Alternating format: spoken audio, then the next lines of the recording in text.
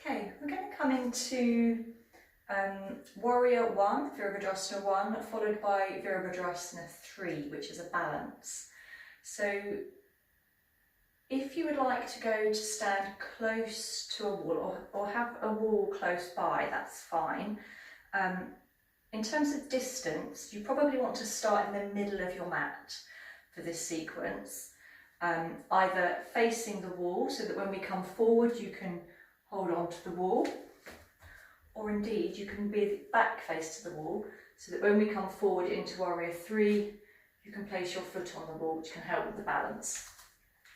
Starting from the fronts of your mats either way, we're going to take a step back with the right foot, and you want it to be a decent stride, not too wide, and you want to have both hips facing forward. If you find the hips have come out to the side, step the foot back in a little bit. Okay, draw both hips forward. There's an angle on the back foot because that will help you with your balance. And if you feel slightly wobbly here, then it's fine to take this front foot out to the side a little bit, so you begin to widen your stance. Good, so with both hips facing forward, focus on this lift in the heart. And as you lift your heart, feel your chest coming forward in front of your shoulders. Okay, so we've gone from this position to this position. We're lifting here, and the result of that is that we begin to arch in the upper back. Any discomfort in your lumbar spine, come back out. So allow the shoulders to relax and come down. Feel that you can tuck the tailbone under, draw the core muscles in. Once more lifting up with the upper chest, drawing the shoulders back and down. Good. Start with your hands on your hips and softening your left knee. And you want your left knee to come over your left ankle. You want to avoid it going too far. So if you found it's gone too far and your hips are still forward, just take your front foot a little further forward, okay? Increase the stretch in your back heel. You want the back heel planted down to the mat. Good, so from here we've got our front knee over our ankle, we've got our back heel planted down, so there's a good stretch in the back leg. Lifting up with the upper chest, rolling the shoulders away from the ears, drawing in with the core muscles. Lift with the upper chest, roll the shoulders back and down. Keep that bend in the front knee. Lift your chin up to the sky. You don't want to take the head back too far, just a gentle lift so we're lengthening the throat. And then breathe in, float the hands up to the sky. The gaze can be up towards the thumb. If this is not comfortable in the neck, just look forward. That's absolutely fine. Breathing in, lift up through the fingertips. Breathe out, take those thumbs back in space. Each time you breathe in, there's a lifting of the chest. Each time you breathe out, you can take the thumbs a little further back. Keep that front knee bent, keep the back heel pushing down into the floor. Good. Now, if you have lifted the gaze, take the gaze forwards and release the hands down to the hips. Keep the legs where they are. I'd like you to take a quarter forward fold. So this should begin to flatten the back. Draw your belly in actively. And once again, lift the hands overhead. Extend through the fingertips. Feel that somebody's pulling through your hands, your fingertips, drawing you forward so you come up onto the toe of the back foot.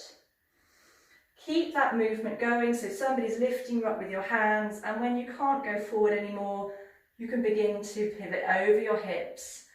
If you have a wall, then you can place your fingertips on the wall or your foot on the wall behind you. If you don't, simply enjoy the balance there. Keep drawing the belly in.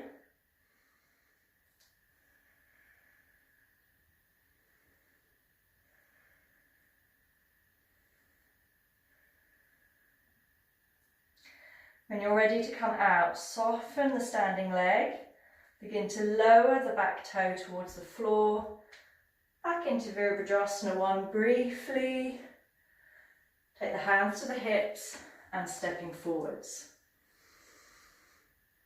Okay, so let's go to the other side. Step back with the left foot. Position the hips, so both hips are forward, softening the right knee this time. Knee over the ankle. Back heel is planted down. Breathing in, lift the upper chest. Breathing out, roll the shoulders back and down. Breathing in once more, lift. Breathing out, roll the shoulders back and down. Lifting the hands up to the sky, follow the thumbs with your gaze or gaze forward is absolutely fine. Each time you breathe in, stretch in through the fingertips. Each time you breathe out, feel your thumbs moving back towards your back heel.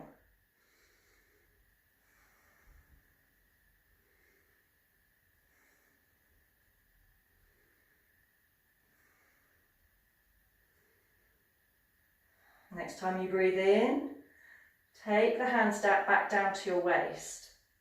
Take a quarter forward fold and feel that there's a line of energy from your back heel to your hips, to your shoulders, and then continue that line of energy through your hands and your fingertips. Feel that somebody's drawing you up with your fingertips. Come up onto the big toe of the back foot. Keep that momentum going. Begin to straighten the standing leg. And if you're comfortable with your balance, you can begin to tilt over into your capital T shape. There's a line of energy from your fingertips, so shooting energy from your fingertips, your shoulders, your hip, out through your back heel.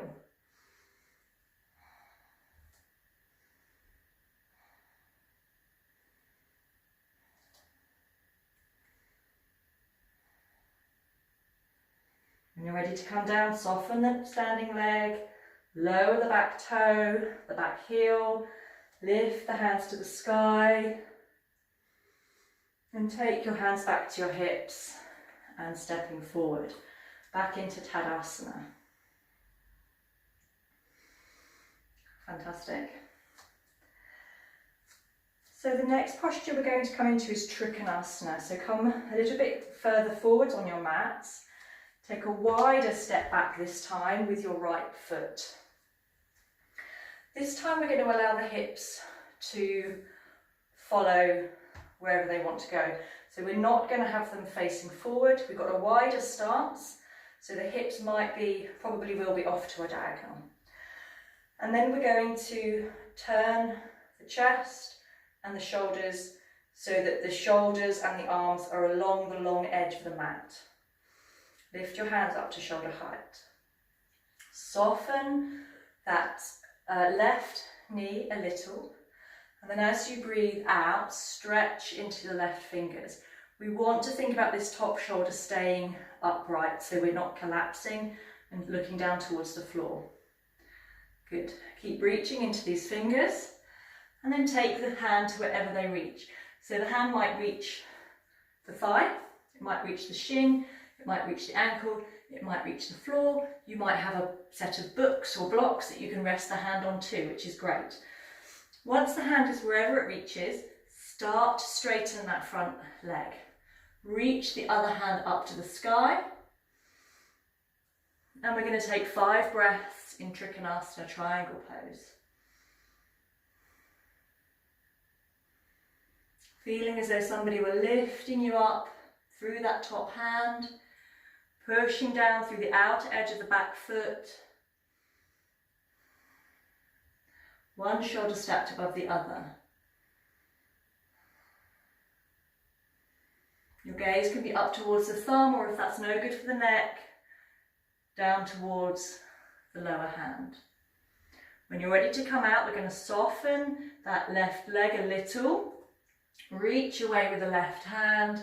Breathing in, lift us all the way up. And stepping forwards to the front of the mat once more. And then we're going to step back, this time with the left foot. So a nice long step back.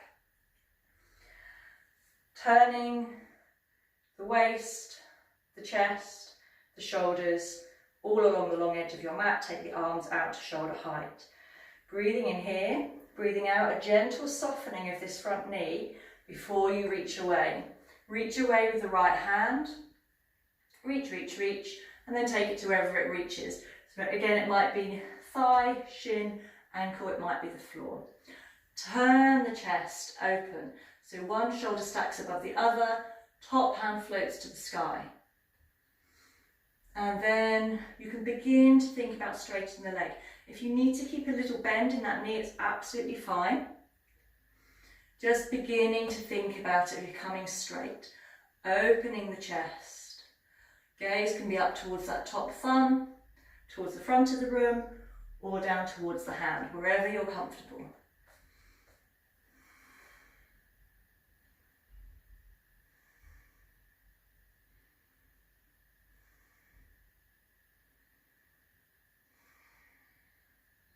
When you're ready to come out, a little bend in that front leg. Breathing in, stretching away with the hand to lift you all the way up. And then stepping forwards to the front of your mat once more. From here, take your hands to your hips. Bend your knees. Keep your upper chest lifted. So, bend knees, upper chest lifted, and then take perhaps a quarter forward fold, and that quarter forward fold will allow you to bend the knees a little deeper. Keep the upper chest as lifted as you can. If you have any pinching in the lumbar spine, come back up, tuck the tailbone under, draw the abdomen in, and then come back down. You may not be able to bend the knees as much, but that's fine. We need to keep the lower back nice and safe. So knees are bent, upper chest lifted, roll the shoulders back and down. We're squeezing the back of the shoulder blades together behind our backs. Take the hands together at prayer position. Keep the upper chest lifted and float the hands up to the sky. Utkatasana, mighty pose. Keep bending the knees, keep the chest lifted. Palms of the hands are together. Bend the elbows so you're coming into prayer position at the heart center. Keep that length in the torso. We're going to take the right elbow to the outside of the left leg. So we need to twist. So take your twist first of all. Glue your knees together so your hips don't twist. So this twist is coming in the upper back, mid and upper back. If your elbow doesn't reach the outside of your leg, open up your hands so that the bottom arm is straight and you can use the arm against the leg to help you into the twist. Otherwise, take the outside of the arm or elbow to the outside of that leg. Keep your knees together, push down onto your bottom hand with your top hand, and notice that that helps you revolve you into the twist. Draw the belly in, twisting from the belly, the rib cage, the shoulders. Look up towards the sky if that's okay in your neck. Parshva Utkatasana. Good. Next in-breath, we're coming into Utkatasana once more. And as you breathe out, we're going to go to the other side. So outside of the left elbow to the outside of the right leg. Push down with that top hand to help you draw into the twist. It's fine to take a shuffle and adjust the hands like I just did. Draw the belly in, twisting from the belly, the rib cage, the shoulders, the head.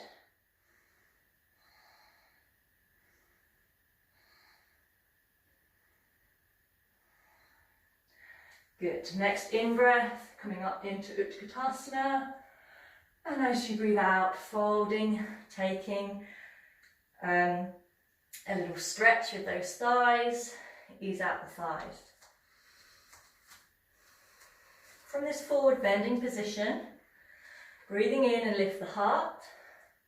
Breathing out, jumping or stepping back into plank, into chaturanga, and then laying yourself down on the floor.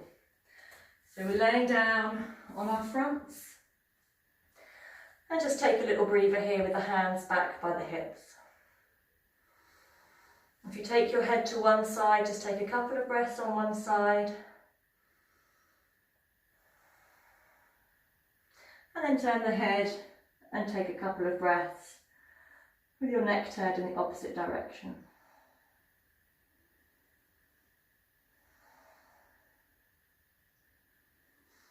Good. Bring the head back to the centre, so either forehead on the floor or chin on the floor. I'm just going to lift my head a little so I can still talk. but resting the upper body down. So you can either rest the head on the hands or the forehead directly on the floor. Bring your knees and your ankles together and activate the legs. If you activate the legs and the thigh muscles, you can feel the thigh muscles working and your knees will come off the floor, perhaps. Okay? But either way, even if your knees don't come off the floor, feel that you're activating your legs. And we're going to allow the right leg only to float up to the sky.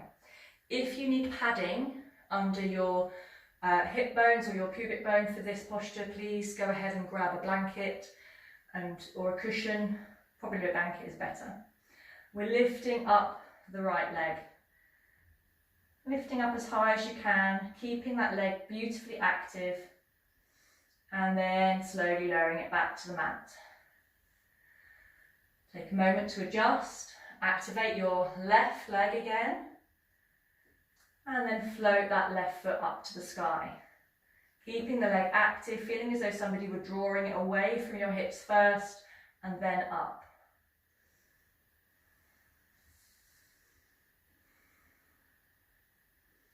Just lifting it another inch, and then perhaps one more inch before allowing it to come down to the floor. Bringing both knees, both ankles together. So again, with your upper body relaxed, you can either repeat those single leg lifts. If you're feeling okay and everything's well in your lower back in particular, then we're going to try a double leg lift. So resting the upper body down once more, knees and ankles together, activate the legs so that the knees begin to lift, and then allow both legs to lift up. They may not come up as high as they did with the single leg lifts, no, that's quite normal. Perhaps lift an extra inch.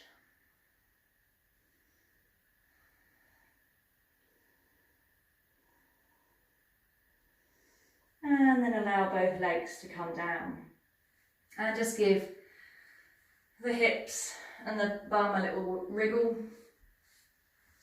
And you'll be pleased to know we're going to leave the legs alone for a little bit and we're going to work with the upper back now. So take the forehead to the floor and we want your hands to be down by your sides, palms facing in, thumb is down towards the floor.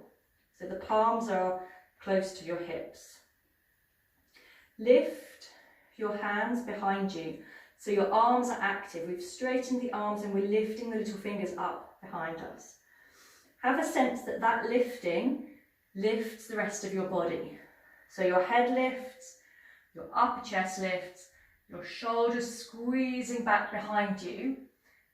So actively draw your shoulder blades together behind your back. Feel that that draws your elbows and your hands towards each other. And breathe here. If you can interlace the fingers behind your back and perhaps feel that that draws you up a little higher.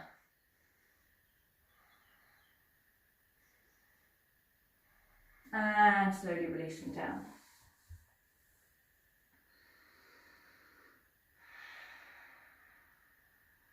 Good.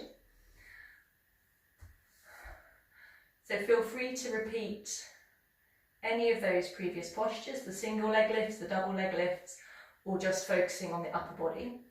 If all of that works well so far, we can knit that all together and come into locust pose, Salabhasana.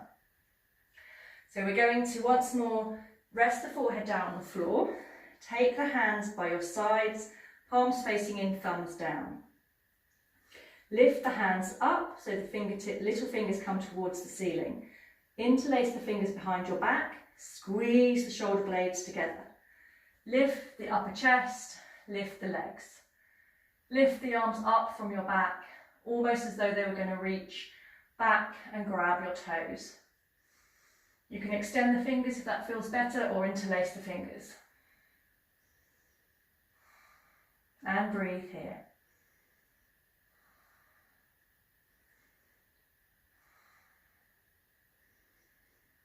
And very slowly coming down with control, releasing the arms under your face and taking a breath here. Head resting on one side for a couple of breaths. And then turn the face and resting on the other side for a couple of breaths.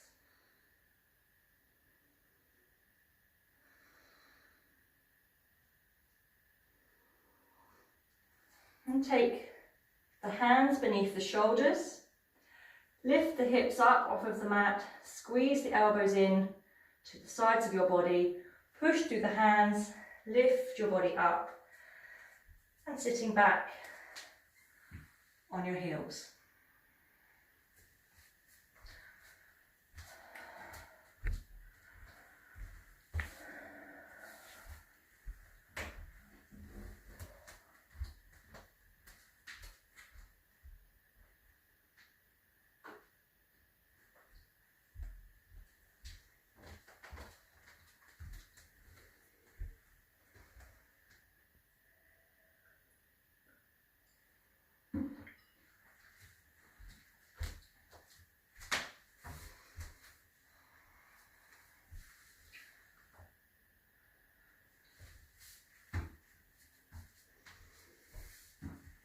Your belts close by once more.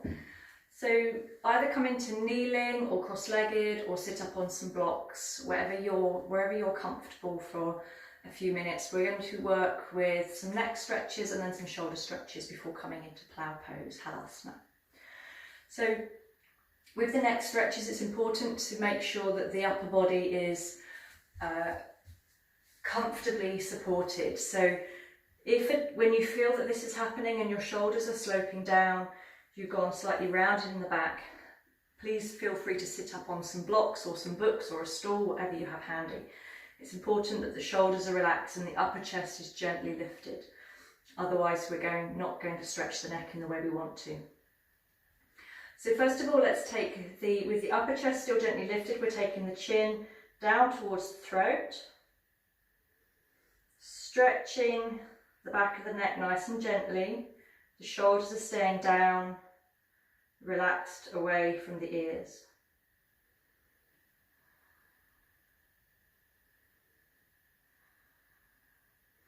Chest is lifted, so if you feel the chest has collapsed a little bit, just correct your posture, roll the shoulders back and down, lift the chest and take the chin down towards the chest.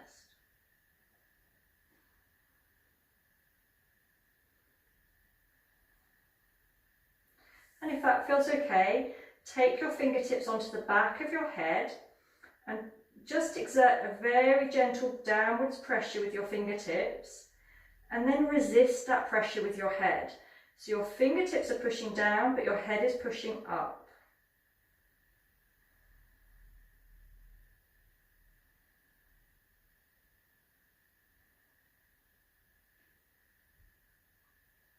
And then release that pressure and allow the chin to come down towards the chest a bit further. Release the hands and gently lift the head back up. Good. Again, with the chest gently lifted, take the hands onto the back of the head. Keep the chest where it is and allow the head to rest back into your fingertips. So we're supporting the head as we take the head back, feeling a nice opening in the throat. Only take the head back as far as you're comfortable. We don't want any pinching in the top of the base of the spine. We're just taking the head back, supporting the weight in our hands and taking a stretch in the opposite direction.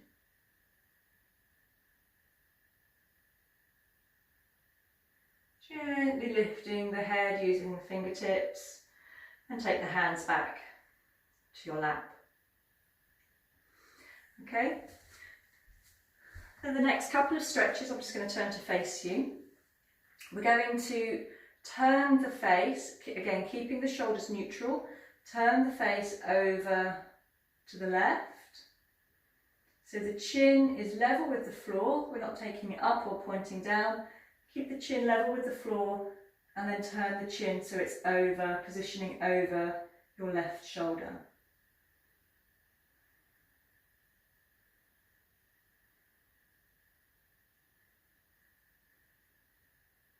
And then facing forwards, and we'll go to the other side. So once more, chin level, just turning the face over the right shoulder this time.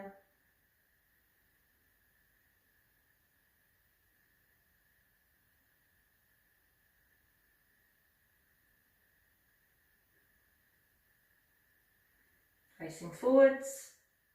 And now we're going to take the left ear to the left shoulder. Careful that the right shoulder doesn't join the party. Both shoulders relax down. And aiming for a stretch down the side of the neck.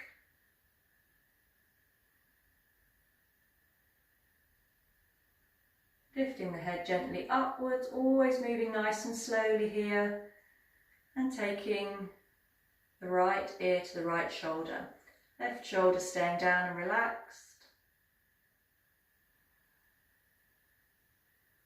You can feel the difference if you allow the head to roll back or roll forward slightly, so you can feel where you need to stretch the most. Nice, slow, gentle stretches. Good, lifting the head back up to the centre. Let's give the shoulders a roll. Take hold of your belts. And you want to take a nice wide hold of your belt and take up any slack. So the hands are wide and they're pulling apart from each other. So we're straightening up in the belt. Take the arms overhead. So this is where you'll know if you've got the right distance from your hands, because your arms may fly over and there's no resistance at all, in which case you need to take your hands closer. Or if they stick and there's no going past that point, then you need to take them a little wider. So find a place where you get a nice stretch at this top of the stretch here, and you're pulling the belt away with both hands. Keep both arms actively straight as they come all the way over. Both arms straight as you draw them all the way back. Be aware of any tendencies to bend the arms to get them over. Bend one arm and keep one arm straight, or this, so one arm comes really close to the ear while the other one stays away. Keep both arms equally distanced from your ears, both arms straight, pulling against the belt as you come over. Okay, we want to work both shoulders equally here.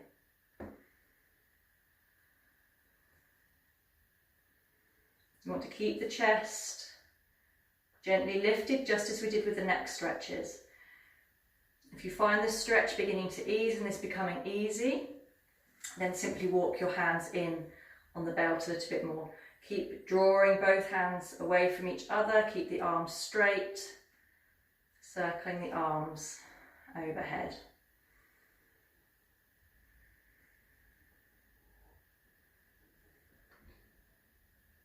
Good. Release the belt.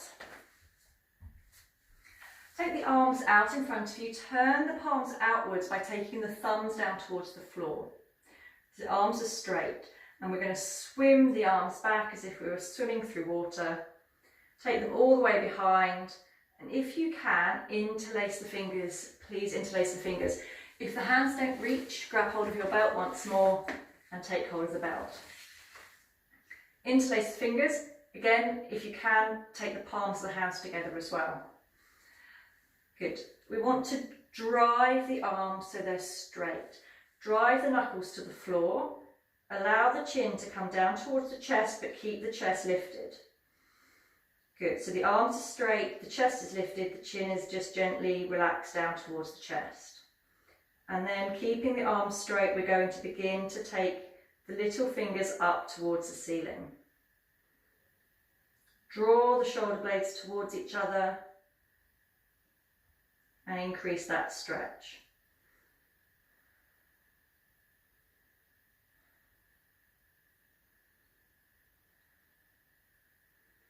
And releasing the arms down, releasing the hands or releasing the belt and giving your arms a shake out. Great. We're going to come on to the floor now. So rolling over onto your backs. Have the knees bent, soles of the feet on the floor. Lengthen the back of the neck, so it helps to lift the head up, actively move the crown of the head away from the shoulders so the chin's tucking in towards the throat a little. Shrug the shoulders in and down, so the backs of the shoulder blades are in contact with the mat, your arms are down by your sides, palms are facing down. You want to have your ankles, as far as you can tell, have them below your knees. So avoid the temptation to tuck them in really deeply into your hips and over flex in the knees. And likewise, if you have them too far apart, this posture becomes more difficult. So approximately, you want your feet under your knees. Good. So the back of the neck is long. Push the lower back into the mat.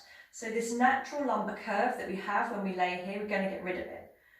So push it down into the mat, draw the belly in, begin to curl the spine under. So we're lifting the tailbone from the floor, push through the feet a little to lift up. So we're taking the lower back off the mat, the mid back comes off the mat, and the hips continue to lift. And then come all the way back down again. So seeing if you can flow on the breath, so as you breathe in, lifting up, and as you breathe out, curling back down. See if you can get this curling motion of the spine, this fluid motion. So we're not lifting up and lifting down in a straight line, we're tucking under, curling the spine up one bit at a time as you come up. And as you come down, gently lowering one part of your spine after the other to roll the spine back down.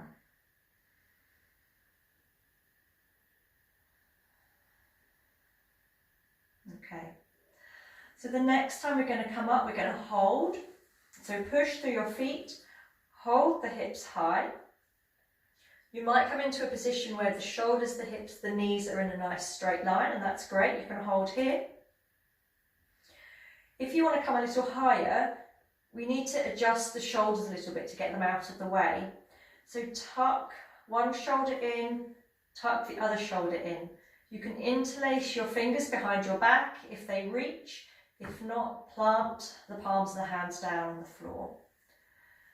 Keep walking the shoulders in towards each other and perhaps walking them in towards your heels.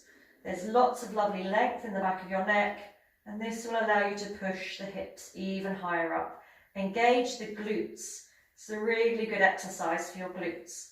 Push up towards the ceiling. So we're pushing through the feet, push through the ball of the big toe.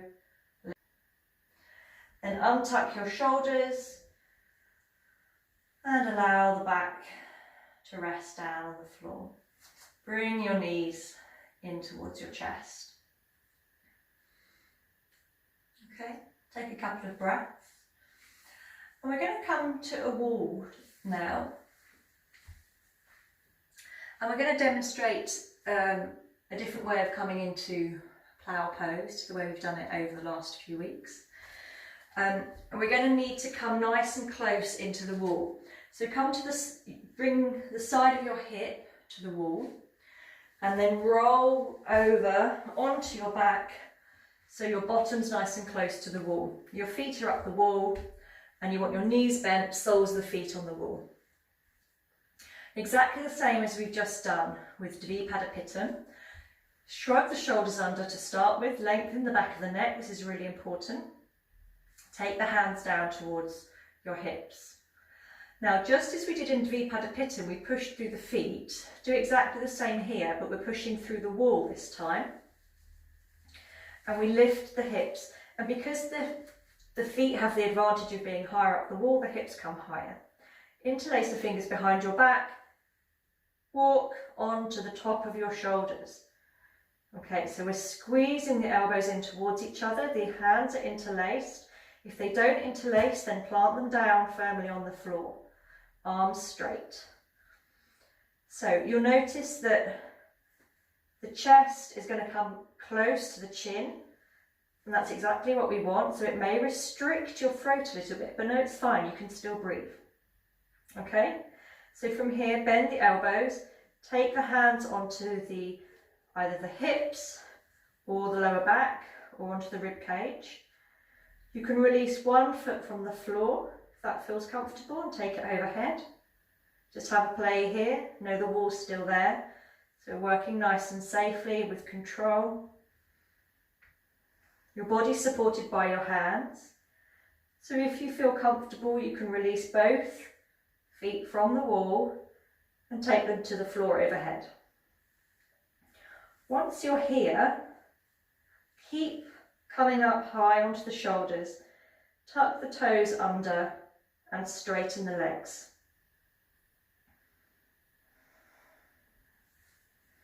So we want to come into an active plough. So I'm pushing through my back, lifting my tailbone up to the ceiling. Toes are tucked under, straightening the legs.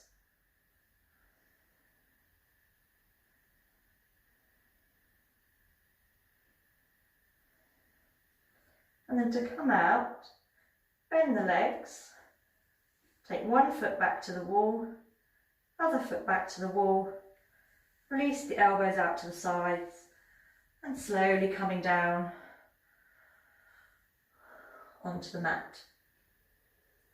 I'm going to give you one more modification for plough pose, which involves taking some padding under the shoulders, which can sometimes help with the flexion in the neck. So most of the time if I'm practicing shoulder stand, I'll use padding. So I've got a blanket. You can use, if you've got a nice flat supported cushion, you can use a cushion, or you can use a set of yoga blocks or books. Okay, but you want, whatever you're using, you want it to be wide enough so it can support from your shoulders, from the top of your shoulders to your mid back. Okay, so just having one block may not be big enough. And once again, come to a place where the tops of your shoulders are on your support, but your head is on the mat still. If your head's on the support, it defeats the object of having the support there. You can push into the wall once more, or if you're comfortable with plough pose, coming up. Once more, taking your adjustments, moving your shoulders, your elbows close behind you, close together behind you, and just noticing that that padding under your shoulders gives you a little bit more space in the neck to play with.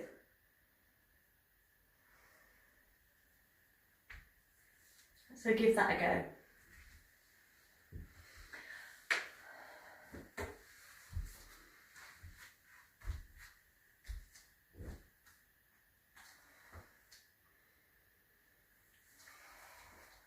So once you've finished with your plough pose, coming back onto the floor, we're laying down now. I'm just going to work through some hip opening exercises. So from your laying down position, bend both knees, and I'd like you to make a figure four. So cross your right ankle over your left knee, and we're encouraging this right knee out to the side. Any discomfort in the knee at any time, you need to back off. So we're aiming to get a feeling of rotation and stretching around the hips. It might be around the glutes, it might be actually in the groin area, anywhere around this kind of hip socket. Anything in the knee just tells you to back off. It suggests that your hips have opened enough for today and they're not going to do it anymore. One thing that can be useful is to actively flex the ankle, and that can help protect the knee as well. Okay, so we're gently opening up in the hip here. So know that it's fine to stay here if you're getting a decent amount of stretch in the hip. If you want to go a stage further, then we're going to lift the left foot from the floor. Take the hands, thread the right hand through the hole between your legs, and either take hold around the back of your thigh or around the shin. Draw your left knee in towards you and begin to feel that that's drawing the left knee in towards you. Can increase that opening in the hip. And we want to have the feeling of this right hip coming back down in line with the left hip. So avoid this hip kind of lifting up so much. We want both hips down on the floor.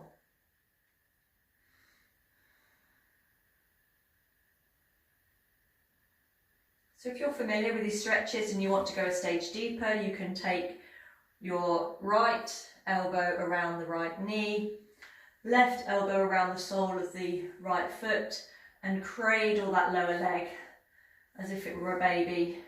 Both hips back to the floor again. You can release the sole of the foot to the floor as well if that feels okay. Just beginning to increase that stretch in the hip.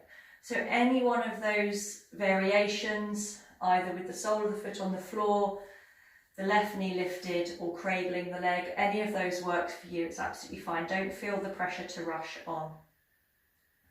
And then releasing that foot to the floor, releasing that right leg, and go to the other side. So left ankle over the right knee this time, encouraging that left knee out. Think about an external rotation through the thigh.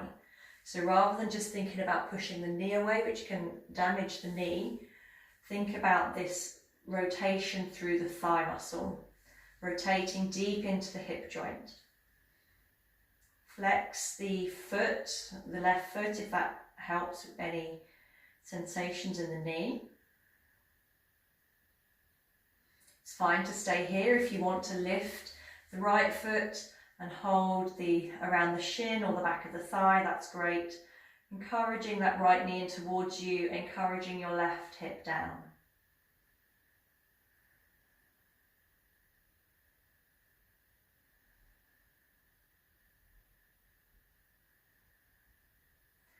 Once more, for anybody who wants to go a stage deeper with their hip stretches, cradling the legs. So one elbow around the sole of the foot, the other elbow around the knee, and then drawing that lower leg in towards your chest.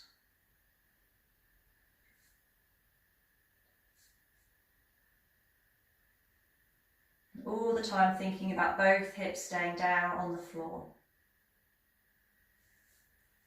Breathing deep into the hips, and then releasing the legs, giving the hips a little shake out, rolling over onto your side and coming into a seated position. And coming to Dandasana. So the legs are straight out in front of you, tailbone, both sitting bones, in contact with the floor. We're going to repeat a similar version of that figure 4 shape with the hips, but from Dandasana. And this will give you an idea of where you want to be with our next pose, which is Gomukhasana, cow face pose. So bend the right knee, bring the sole of the foot on the floor. First thing we're going to do is just take the right foot on the outside of the left leg. So we're beginning to take an inward rotation of the leg. And then we can allow the knee to come out to the side. And you'll notice this figure 4 shape that we make with the leg. Okay, so just see if that's comfortable for you. And it might be that this is where you want to stay.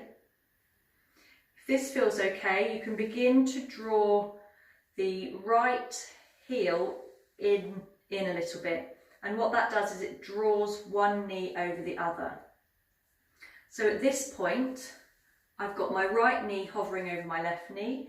My outside edge of my right foot is on the floor, but it's by the left thigh. Okay, so this is the second stage. If you want to go even deeper, then you draw the heel all the way into the hip. And the right knee is sitting directly on top of the left. Okay, so that's a few variations of where you can go depending on where your hips are and how they're feeling today. Okay, the other thing we can do is to keep the legs straight, so the left leg can stay straight, or you can rock onto the left hip, bend the left knee as well, so the left heel comes to the outside of the right hip. Okay, So either leg straight or both legs bent. You want to watch out for this happening. So if you feel that this right hip is still floating quite a long way from the floor, I'd encourage you to straighten that leg out again. You want to be able to settle both hips down in between the feet. Okay. So just pausing with the hands resting either on the floor or on the soles of the feet if you have both legs bent. And then we're going to stretch the left hand up into the sky and bend the elbow so that the palm of the hand is in between your shoulder blades. Take the right hand, turn the palm out with the thumb facing down, swim the hand back, bend the elbow, and you may be able to reach the fingertips. If you can't, take hold of a belt in your top hand, and then as you reach round, take hold of the belt behind you, and that will help you find that position. Good. And then from here, if your hips are feeling okay, you can begin to take a forward fold. Keep both hips down on the floor as you fold, so pausing as soon as you feel them becoming light. Keep the neck neutral.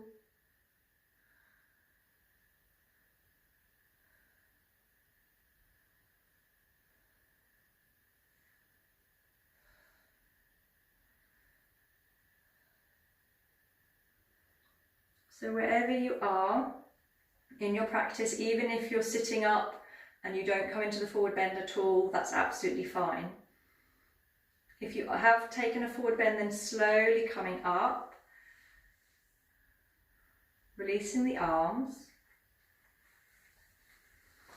If you have both knees bent, then take both hands in front of you and begin to move your weight into your hands so that you can lift your hips, begin to straighten the legs, and then come around your legs. So we're going to move over to the left, around your left foot, all the way behind, walking the hands around in front of your right foot now, bending the knees, a bit like Bambi, and then sitting back down in between your hips. And like magic, you will notice that your left knee is now above your right knee. For those of you who had one of the legs straight, just straighten both legs out, and we'll come into it in the same way as we did before. So bend the left knee, sole the left foot on the outside of the right. Either coming into your figure 4 position, and you can work here. You can draw the knee a little bit over so the heel is on the outside of the thigh, or coming all the way close so the heel is by the hip. One leg straight is absolutely fine. If you want to, you can bend the other leg and come into the full Gomukhasana position. Wherever you are, either leg bent or leg straight, just place the hands either on the floor or the soles of the feet for a moment. And then stretch the right arm overhead. If you're using a belt, you want to hold the belt in this right hand. Bend the right elbow and place the palm of the hand in between your shoulder blades. Swim your left arm around, bend it behind you, interlace your fingers or grab hold of the belt. Good. Breathe in here, and if you're going to stay here, that's fine. If you feel that you have some forward movement in you, then folding from the hip crease, coming into your forward fold. Keeping both hips down.